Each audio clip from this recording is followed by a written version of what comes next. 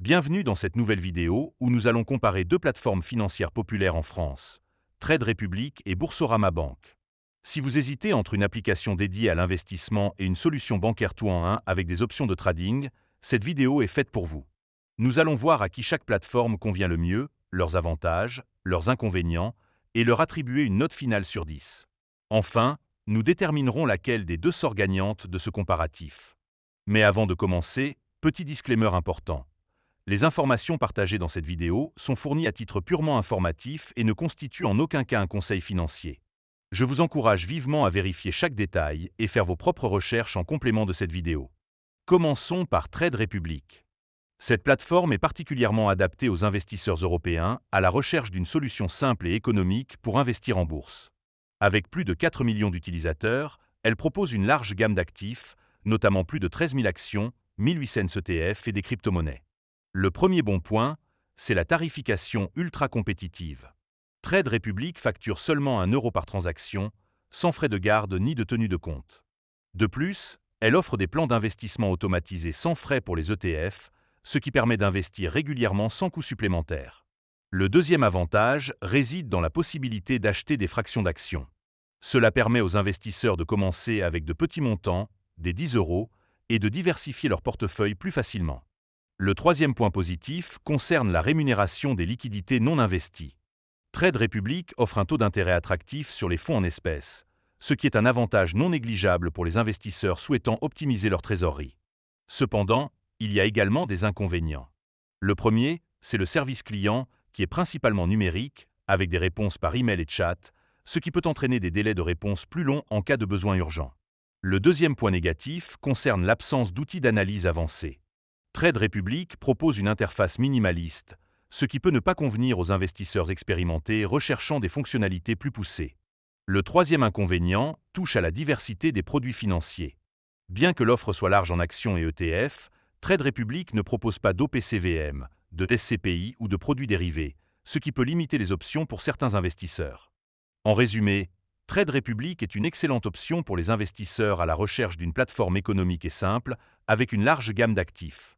Je lui attribue une note de 8 sur 10. Passons maintenant à Boursorama Bank. Cette banque en ligne est particulièrement adaptée aux utilisateurs recherchant une solution bancaire complète avec des fonctionnalités d'investissement intégrées.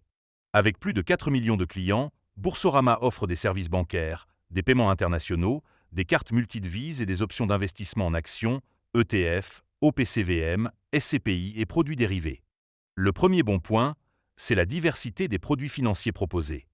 Boursorama permet d'investir dans une large gamme d'actifs, y compris des produits non disponibles chez Trade Republic, ce qui offre plus de possibilités de diversification. Le deuxième avantage est l'intégration avec les services bancaires. Les clients peuvent gérer leurs comptes courants, leurs investissements et leurs produits d'épargne au sein d'une même interface, ce qui facilite la gestion financière globale. Le troisième point positif concerne le service client. Boursorama propose un support accessible par téléphone, messagerie sécurisée et chatbot, offrant une assistance plus réactive et personnalisée que Trade Republic. Cependant, Boursorama présente également des inconvénients. Le premier, c'est la tarification, qui peut être plus complexe et moins avantageuse pour les petits investisseurs, avec des frais de courtage variables en fonction des montants et des marchés. Le deuxième point négatif est l'absence de possibilité d'acheter des fractions d'actions, ce qui peut limiter l'accessibilité pour les investisseurs débutants ou ceux disposant de budgets plus restreints. Le troisième inconvénient touche à l'ergonomie de l'interface, qui, bien que complète, peut être perçue comme plus complexe et moins intuitive que celle de Trade Republic, notamment pour les utilisateurs novices. En conclusion, Boursorama Bank est une solution idéale pour ceux qui recherchent une application bancaire complète avec des fonctionnalités d'investissement intégrées, bien que sa tarification puisse être moins avantageuse pour les petits investisseurs. Je lui attribue une note de 7 sur 10. Alors, laquelle de ces deux plateformes sort vainqueur? Tout dépendra de vos besoins.